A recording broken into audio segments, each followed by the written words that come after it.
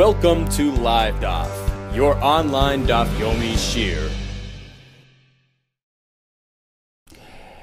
Shalom Aleichem and welcome back to today's Daf Yomi. Avodah Zarah Daf Nun Gimel. We begin at the Mishnah, which is 8-9 lines off the top of the Amud. So we've been speaking all along about bittul, how the guy has the ability to be mevatel, to negate an Avodah Zarah, certainly his own Avodah Zarah, as opposed to the Avodah Zarah of a Yid, which cannot become nullified. But if he does bittul, if he attacks, he demolishes, he breaks, he shows blatant disrespect to his Avodah Zarah, that makes it null and void. So what type of act is considered a blatant act of negation? Says the Mishnah, Ketzad, for instance. Ketzad Meval, how does he go about doing bittul? For instance, Kata Roish Ozna. He clips off the tip of its ear. Roish Chaytma, tip of its nose. Roish Etzba, tip of its finger. That's one category. He actually breaks off a piece.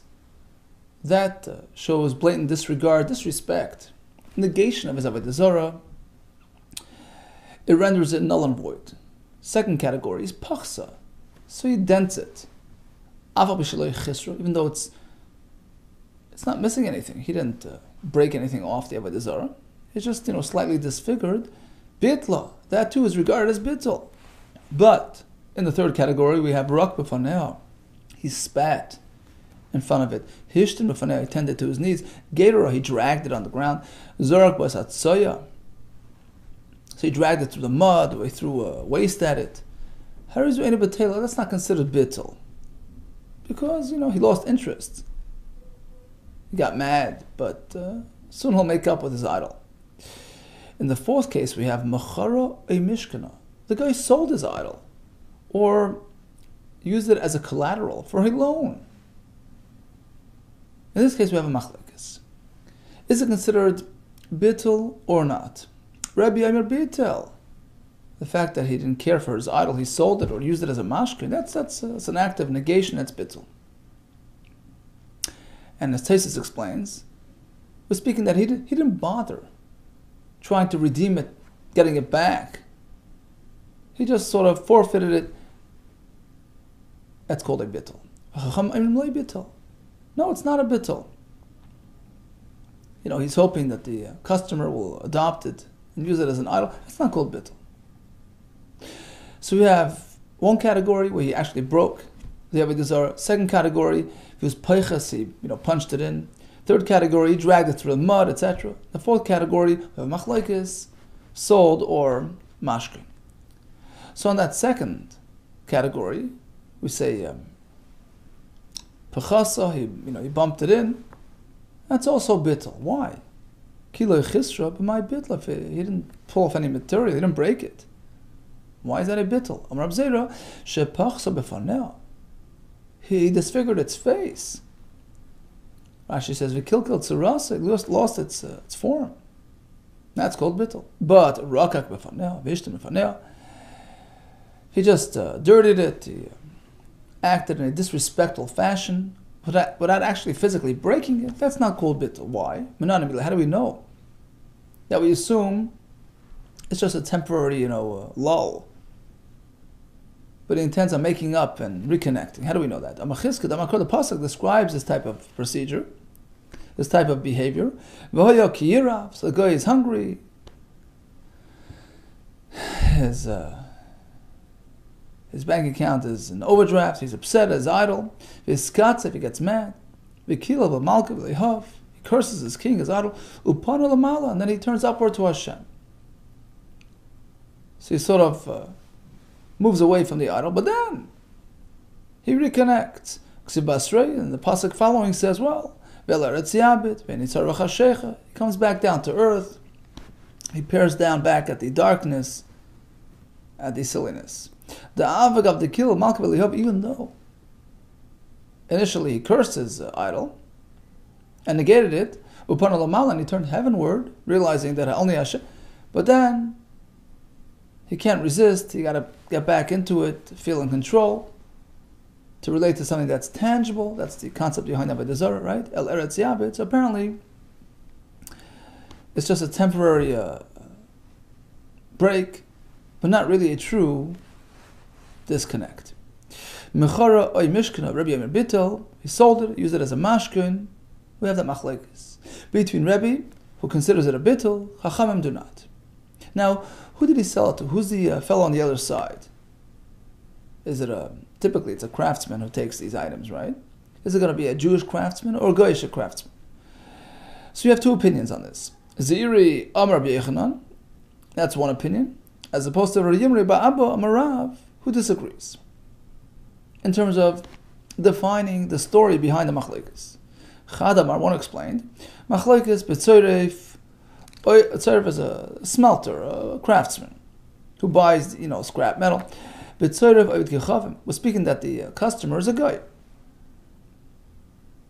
So here, the Chachamim insist that it's not a bittul because presumably the owner, upon transferring it to the recipient, hoped that in fact the recipient, who's a guy, will adopt the idol rather than destroy it. So this act of transfer is not a bittul. Aval b'tzoref Yisrael, but if it's a Jew on the other side, divrei hakol bittul, all agree. Even Chachamim agree it's an act of bittul. Because when he gives it to the Yid, the assumption is it's going to be destroyed, it's going to be demolished, it's going to be melted down. The fact that he gave it to him is a blatant act of disregard, negation, and forfeiture of the Avodah Zarah. So that's one point of view. The other Shita holds no. B'tzoref Yisrael machlekes. Our discussion pertains to a Yisrael who's receiving it. And in fact, even there, Chacham say it's not bittul. Because perhaps the Yid will pass it on to a guy. Now, so the machlekes is if it's a Yid. But what if it's a guy? So according to this point of view, according to this opinion, second opinion in the machlekes, the question was asked, B'tzoref Yisrael machlekes. Did this opinion mean to say that the machlekes is only by a Yid? So here, Rabbi will say bittel, because presumably the Yid will destroy it. Chacham disagree. Aval tzoref, but what if it's a guy? Aval tzoref oived kecham, but if it would be a guy on the other side, divrei hakol loy bittel, all agree. Even the Chacham would agree it's not a bittel, because the seller is hoping it's going to be maintained as an Avodah Zarah. Or we can say that according to this point of view, the machlekes applies to both, whether it's a Yid or a guy. In both cases, Rabbi sticks to his opinion that it's considered a bittul. Chacham to their opinion that it's not a bittul. Idilma bein b'zeh ubein b'zeh machlekes. The same discussion we have by Yisrael and by Yegoy. Okay, so bottom line is, he sold it. He transferred it as a collateral. Rebbe says it's bittul. Chacham say it's not. Who is the recipient? On that we have two shitas. One point of view maintains that if it's a Yid on the other side, of course, all agree it's bittul. And the other one says no. If it was sold to a Yid, the machlekes applies there as well. But we're not sure, according to this opinion, what would be if it's a guy. Perhaps machlekes would apply, or perhaps no, all would agree it's not a bittul. Tashma, let's try to figure out the behind the scenes of what's going on here. What's the circumstance of this machlekes? So we have a brayso with Rebbe himself speaking. Damar Rebbe, Nirin Dvorai. You know what? I prefer my opinion that it is considered bittul. When the guy sold it with the intent of having it melted down and destroyed, that's called a bittul. However, and the opinion of my colleagues, the Chachamim, I think they're right. I agree to them that it's not considered a bittul. If it was sold with the intent that he will continue worshipping it. Now, what do these words mean?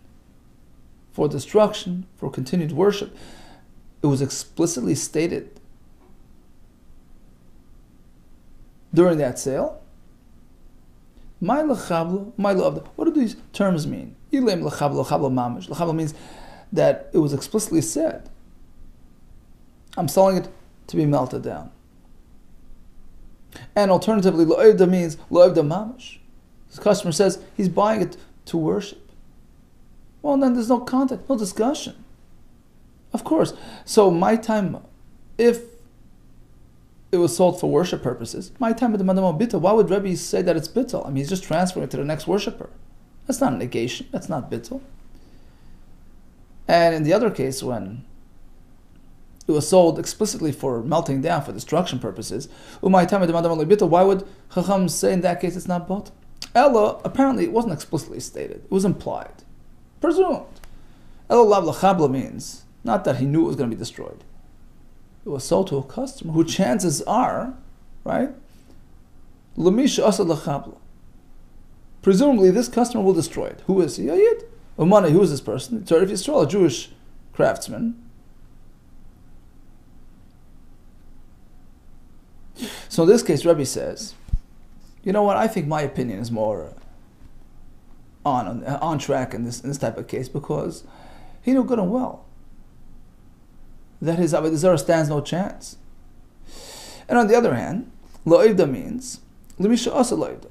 He's selling it to a person who presumably will continue worshipping it. Who is that fellow? A guy, umanai, who's a goyisher, craftsman. And in that case, I see the Chacham's opinion that it's not considered a bittul. Bottom line is, the fact that he's preferring his opinion in this type of case, Chacham's opinion in that type of case, apparently, their machlekes pertain to both cases, right? Shmamina, we can deduce from here, bein bezeh, bein bezeh machlekes. Their machlekes. Their disagreement in the Mishnah pertains to both types of customers, a Yid or a Goy. And that's why he's indicating his preference. Well, I prefer my opinion by the Yid, and I prefer their opinion by the Goy. Lo, not necessarily so. Perhaps machlekes does not apply to both cases. Rather, Rebbe was expressing as follows. Amar Rebbe.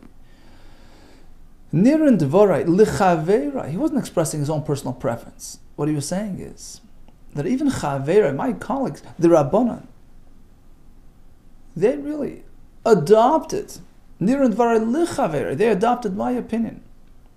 Kishamachar lachabla. When the item was sold for destruction.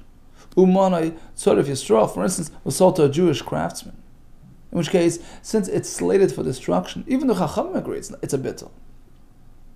That was not for discussion. Because really my colleagues only took issue with me. They only disagreed. They only considered it not bittul only when it was sold to a guy where there's a good chance he's going to adopt it as Avodah Zarah, it's going to be maintained and not destroyed. But if it was sold to a Yid, where it's slated for destruction, even they would agree to me that it's bittul. So bottom line is, he was not indicating in any way that machlekes applies to both cases, just the opposite. It only applies to a case where it was sold to a guy. Meisvei, here comes a kasha on that. If you're telling me that if it was sold to a Yid, all agree it's bittul? Because it's slated for destruction, and he knows that, he's forfeiting it, he's relinquishing it. Meisvei comes a kasha from a bris, where it's a Jewish customer, it's not bittul. Halakach rutois. He buys a heap of scrap metal. And lo and behold, he takes delivery of the items and he discovers an idol buried in the pile. What should he do with it? He doesn't want something which is forbidden. If he did the Mashiach, he took delivery before he paid for it, so it's not even his, meaning it was a mistake. Rashi says it's Mashiach Betos. It was clearly a mistake in delivery. So just give it back. But if the Mashiach, where he physically took possession, occurred after he paid, then it appeared like it's really his. It looks like it's his, like he purchased it. And midrabanan, we don't allow you to return it. It looks like it's yours. You have to destroy it, get rid of it. Throw it into the sea. We're speaking about a Jewish customer. So what's the problem? If he sold it to a Yid, it's batal, according to all opinions. You just told me. So if you'll tell me that the machlekes applies even when it's a Jewish customer, okay, hamani rabbanani. So apparently this price, which considers this idol still to be asur, is rabbanan shita. That there's no bittul even when sold to a Yid. Eli Amris, but if you're going to tell me, B'tzorev oived kechav machlekes, that the Chachamim consider it not batal only when it was sold to a guy. Aval b'tzorev Yisrael d'virakol bitul, but if it was sold to a yid, all agree it's batal. So then Hamani, who's speaking in this bride? Why is it still asur? Sold to a yid. Says the Gemara, big difference between our Mishnah when the guy sold the idol as a standalone item. Yeah, if he sold to a yid, apparently he didn't care much for it. But here, it got mixed into the scrap metal. It wasn't sold intentionally. Shani Yosem Dadate the Grutoyis of it. In that case, the price was sold in conjunction with the rest of the scrap metal delivery. So he never really intended on selling it to the yid. Adata the Avodas he didn't sell it knowing that he's selling an idol to a yid. He didn't realize it's in there. And therefore, it's not considered bittul. Okay, so again, we have the cases of bittul in the Mishnah, where he demolished, he broke, he disfigured. That's called bittul. But if he just got mad, and dragged it through the mud, that's par for the course. It's not bittul. Selling it and doing it as a mashkin, well, machlekes, Rabbi says it's bittul, Chum say it's not. We had a shaila regarding who the recipient is. Tana Rabban, here comes another brisa on this topic. Lova oleho. He borrowed money on account of this idol. Again, he used it as a mashkin. And he didn't bother, redeeming the mashkin. He left it there. Or it ended up beneath a pile of rubble. And again, the guy didn't care to dig it out. Or was robbed by robbers, and again, he didn't go after them to get it back. Or the owners abandoned their Avodah Zarah, and traveled elsewhere, and never came back for their idol. So now, it depends. They intend on returning. They intend on retrieving their idol. They didn't, give up on it for good.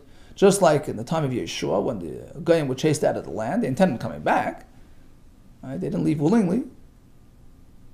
So since it wasn't a matter of willful abandonment, it's not called bittul. And the Avodah Zarah is still intact. Now, the Brisa mentioned several cases which are pretty much identical.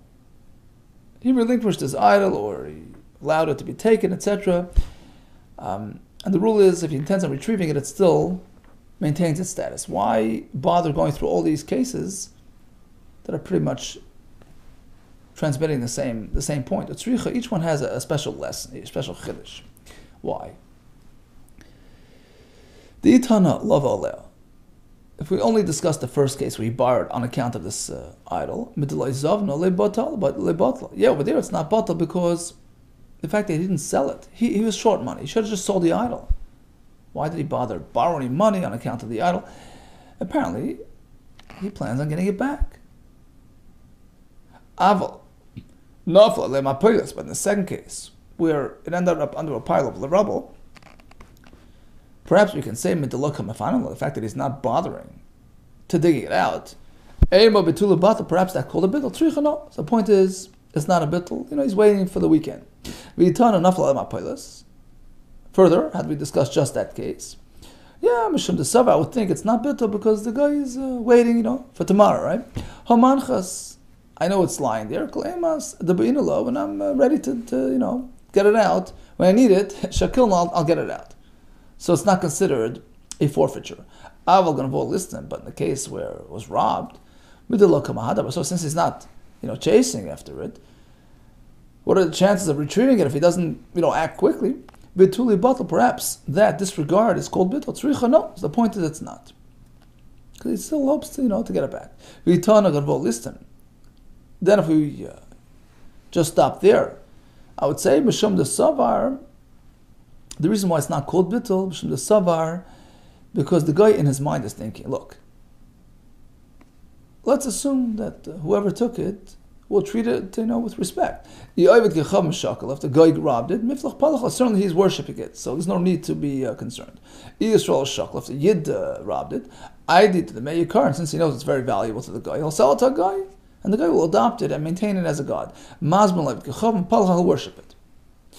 So it's not called bittul. But in the last case where the guy left it and traveled out of town, the fact that the goyim didn't take it with him, perhaps it's an outright negation. I would think so. That's where the brisa bothers to mention all these cases.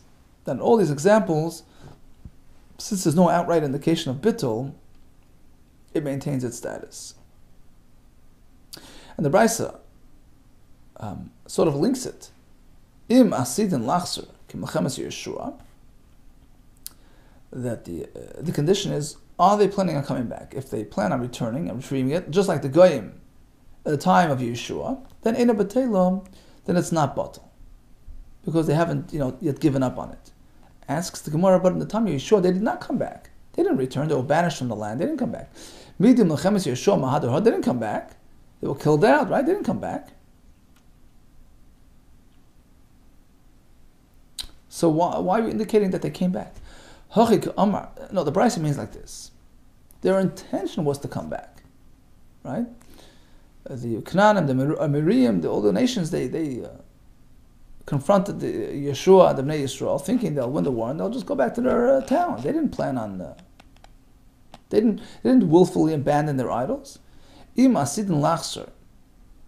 So in our halach, in our case, the guy left town, but he plans on coming back. So then Harihu has the same status k'melchemes Yeshua as those idols that were left behind during Melchemes Yeshua, where in fact they intended on going back to their towns and retrieving their idols. They didn't plan on losing the war, right? So since they intend on retrieving, be'eno b'teilo, it's not considered bittul. But then why even make that correlation? Why bother referencing Melchemes Yeshua? Why is that important for today? V'lamali l'mislai, why link it but Melchemes Yeshua with what happened during that time? Rashi says, listen to Eina B'Teila, just state it simply, short and to the point. That if they plan on coming back, it's not batal. Why use the story of Yeshua as sort of a litmus test? Says the Gemara, there are lessons to be learned from that era. Milsa Agav Urcha. Kamashman, the Brisa, by making this reference, as he's speaking about this halacha, so by the way, he's indicating to us that there is what to learn from that story, from that era, regarding halachos of Avodah Zarah. What is it? Kiha, such as the Amar of Yidamarav. We had this halacha the other day. Yisrael shazaka f'leveina. So a yid takes a brick and positions it upright, with the intention of bowing to the thing, to serve it as an idol.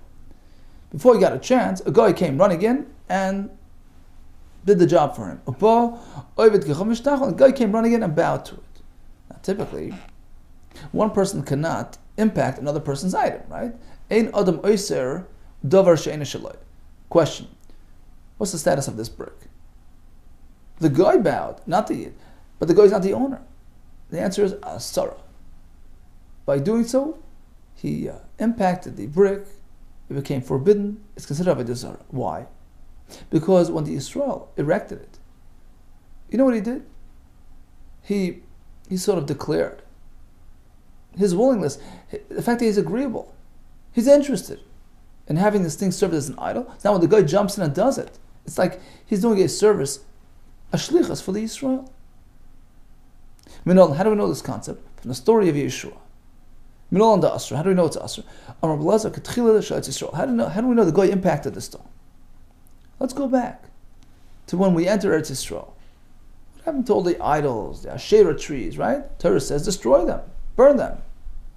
The Amar Achmona Vashereim, you find the sacred trees, Tisrum Beish, burn them. The question is, why burn them? Why bother? Who does Eretz Yisrael belong to? It belongs to the Jewish nation. It's an inheritance from our forefathers. Hashem gave it to Avram Avinu. So even though the Goyim worshipped idols, worshipped trees, they remain resistant, unaffected by this type of behavior. It's not theirs to destroy. It's not theirs to ruin, right? Michti, look, Yerusha Hilem Avisem, the land belonged to our nation, from our forefathers. So this Avodah Zarah conduct expressed by those Goyim in that era should not impact the land at all. A person could not make somebody else's item usher. So anything that was mechubar, says Rashi, anything that's part and parcel of the land, the trees, perhaps the altars, anything that's considered mechubar. Not sure about the altars because that's it's really tullish, but the trees, let's say, right? Okay, okay, so you'll say, well, what about the goyim who worshipped these trees before Avraham Avinu's time, before it was given to us as our inheritance? Well, you can resolve that very easily. As soon as the Yidden entered Eretz Yisrael, they should grab a guy and go around and have him break the Avodah Zarah, mimavatlit, right? All they knew do was bittul. So why destroy things? Ella, the reason is like this. This week's parsha. The fact that our nation stumbled with the egel, which is a form of Avodah Zarah. So it's like the Yiddu erected the stone. Golu adatayu. By doing so, they indicated they were sending a message to Nichalu. They're agreeable. They're open to Avodah Zarah. So now when the Goyim in Eretz Yisrael at that time served their idols, they were sort of doing a service. They were representing Bnei Yisrael, in which case it gets impacted. It becomes asur. So when the Goyim came and did their shlichusa to do avdi, they were really representing the Yisrael, doing them a service or a disservice, I should say. And that's why those idols in Yisrael are asur. Achanami. That's how we learn that the same applies to the brick. Yisrael shadakav leveino. Yisrael erected this block, and the guy came and did the Avodah Zarah on it. Gol Yidatei, he was sending a message. He wants it to be an Avodah Zarah, and therefore when the guy comes and worships it, shlichus the day ka'avet, he's doing a shlichus on behalf of the Yisrael, and it becomes us. Asks the Gemara, v'dilma be'eglo denichlu. So yeah, the Yidden worshipped the egel, but maybe they were only interested in that variation. The egel type of Avodah Zarah, not other types, like the Asherah, right? B'mida achrina, they weren't interested in other types. So why did the other types become asur? Amakra, the pasuk says it was plural. Eile Elohecha Yisrael. These are your gods. Malam she'ivu laluz harbe. They had an interest in many variations, all different types. Hence, whatever worship was taking place at that time in Eretz Yisrael impacted the land.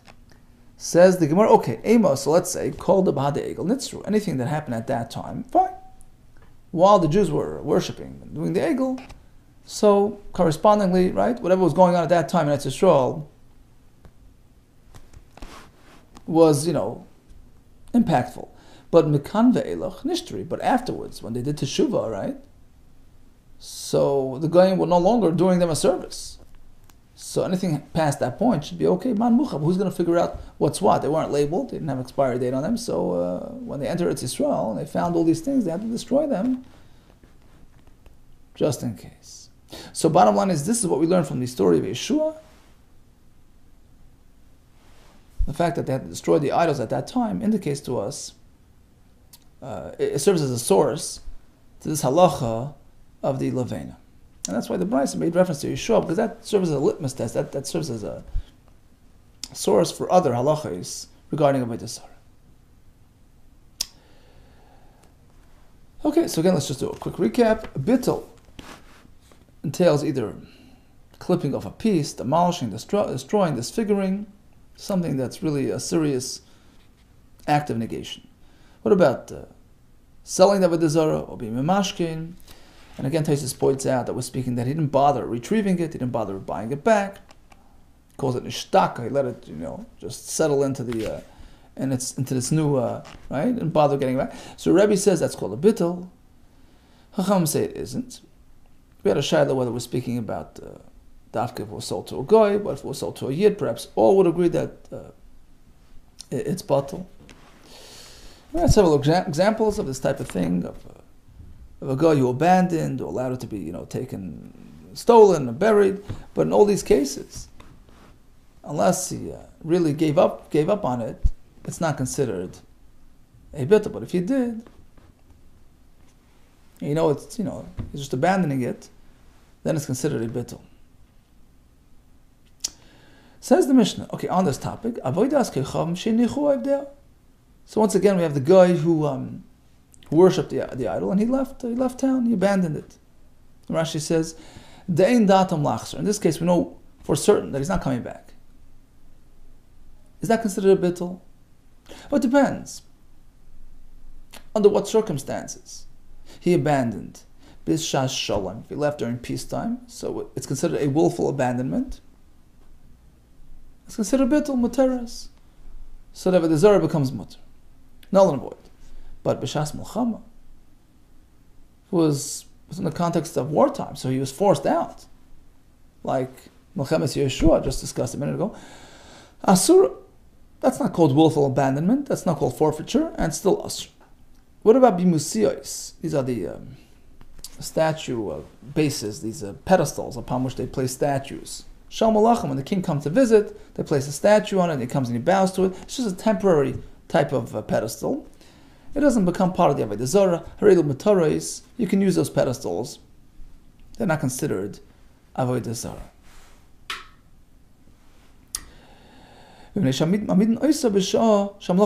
They're only used, when the kings come by. Beis Nimrod, what about the Tower of Bavel? Rashi says, Migdal. Shabonu Dor HaFlaga, the time of Dor HaFlaga, they built this tower, for idol worship. The reason why it's called Beis Nimrod, because Nimrod was the ruler then. So if you happen to stumble into this, the remnants of the tower above, by the way, I once saw a picture of it. It's in Iraq. They claim they located it. It's like this really tall, ancient ruins, and you see like burn marks on it, because the Gemara Sanhedrin says that part of it got burned and part of it is actually still there. So they claim to have a picture of it. During the Iraq War, they went around, they found these things. So in any case, so if you encounter this structure, can you use it? Sure. It's like an idol whose worshippers abandon it during peacetime. By choice, and therefore it's mutter. Well, you will ask, it wasn't by choice. Hashem dispersed them. So although when Hashem dispersed them, it wasn't by choice. It's like Shas Milchama. They were forced to leave. Why is it considered bittul? The answer is, sure, they were dispersed, but then they could have come back. They could have made their way back, and they chose not to. So apparently they abandoned it. If they willed to come back, they would have come back. But the fact they didn't return, batla is considered a bittul. So what about those stands, those pedestals? They're okay. The Mishnah says, why? Because they're used for the kings. Is that a reason why it's okay? Or a reason why it's not okay? Because it's used for Avodah Zarah. So why does the Mishnah provide that as a reason why it is okay? Is it because because they place their statues on these pedestals when the kings pass by? Is that a reason why they're okay, mutarim? It's the opposite. Let me explain to you. The Mishnah means like this. It's only used temporarily. On whim. Because look, sometimes they think they're going to use them. They put the statues on these.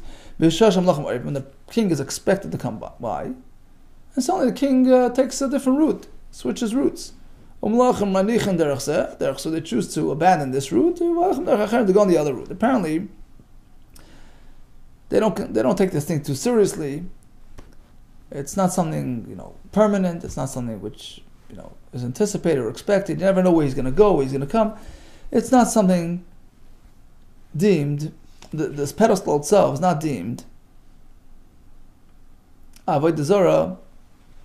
Otherwise, the king would, give it more importance.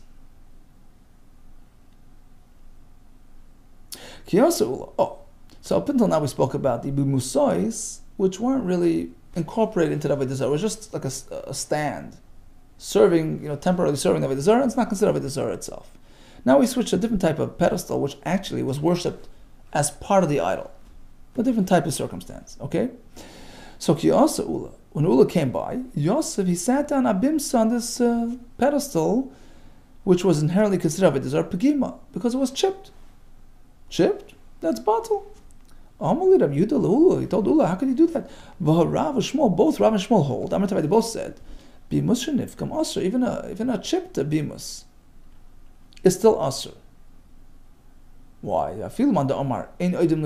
Now we're speaking that nobody actually went and chipped it and broke it. That would be batal. But it was weather worn. It chipped off. So he says it's asur. Even according to the opinion that we had the other day, who says ein oidim l'shvarim. The guy no longer worships if his idol breaks apart. That doesn't apply to the stand. That only applies to the actual idol, because once it's broken, he just, discards it. The zila b'milsa, it's inappropriate, it's not fitting for him to go, to go bow to a broken, right? He doesn't want to do it. Aval hai, but if it's just a pedestal, no, it's missing a piece. He doesn't have such high standards for his pedestal, so he doesn't care and he continues to worship it. How could you sit on it? How could you benefit from Avodah Zarah? Amalei Ulu said, in all due respect to Rabbi Shmuel, I respect him greatly, but there's another opinion that disagrees. So he expressed himself with dearness to Rabbi Shmuel, who had already passed away. Amalei, he says, Man yoiv lan ma'afra. I wish, who can bring us the dirt? The Rabbi Shmuel from the graves of Rabbi Shmuel, I wish I can have it, umalin and ain, I'll fill my eyes with it. Wish we could have that dirt and fill our eyes, but you should know. Harav, Rabbi Yochanan V'Shlakish. We have other Chacham, Yochanan and Shlakish, who both agree that it's mutter. They both told us, Bima Shenifkam is mutter. A pedestal that's chipped is mutter. Why? Just the opposite. Even according to the Shita that typically holds, a guy will still maintain and worship a broken idol. That's only regarding the actual idol. They're given the palcha since he worshipped it, it's his idol. Just because it breaks a bit, he can't bring himself to be mavatal it. He still, hangs on. But these pedestals, as soon as it chips, they get rid of it. Disposable. Shakil, I take this one away. Umaisu, bimus achrin, bring another one in its place. So therefore, when it's chipped, it's gone. Tanik Abbasid Rabbi Yochanan, Reish Lakish. In fact, we have a brayso that supports this opinion. Bimus shenifkam is mutter. There you go. However, mizbeach shenifkam, if it's a complete altar, and there's a little chip, asur, it's still asur, ashi not it's ruba, until most of it gets demolished. So basically, it's a single stone. As soon as it, chips, they throw it out. But a nice big altar, bittul only takes effect when it's mostly demolished. Heichidami bimus, heichidami mizbeach. What's considered a bimus? What's a mizbeach? Amar Rabbi Akbar, idam Rabbi Yochanan. Let me explain to you. Bimus is a single stone, even achas. Mizbeach is avonim harbe, a compilation of stones in an altar form. Amar Chizki Maikra. Says Chizkiah, what do we find in a pasuk? That in fact a mizbeach is comprised of many stones, and it's asur until it's mostly demolished. Ma'ikra b'sumay. So the pasuk speaking about the destroyed mizbeach, b'sumay kol avnei mizbeach ka'avnei gir min patzais. When the mizbeach would be broken up, like those avnei gir, smashed up, lo yakumu asher rechamonim, no longer will it be used for Avodah Zarah. So we learn Ika. Once it gets to this advanced state of demolishment, ki avnei gir min patzais, avnei gir is a certain type of stone. When the mizbeach is really demolished, then lo yakumun asher mechamonim, it's no longer going to be used for offerings to Avodah Zarah. But if it's just slightly chipped, ilab, otherwise, yakumu, it's still considered a functioning mizbeach. So we learn from here that in order to make it bittul, you got to really destroy it. Okay, just recap this last piece. If a guy left behind his idol, left town, if he left b'shas sholem, it's considered willful abandonment. He relinquishes it, disregards it, and it's considered a bittul. B'shas mechama, he was forced out, then it's still asur. What about these stands? So it depends. If it's just meant to position, to use it as a support when the kings come by, then it's just a temporary, use. It's not considered Avodah Zarah. Whereas if it's actually considered as, part of the permanent Avodah Zarah system, That's the other case we had. Then it's asur. What if it gets chipped? We have a machlokes, but by the mizbeach, until it's notates rubai, it would not be considered batal, as we have in the pasuk, that it's only considered batal when it's mostly demolished. All the best to you, and atzlacha.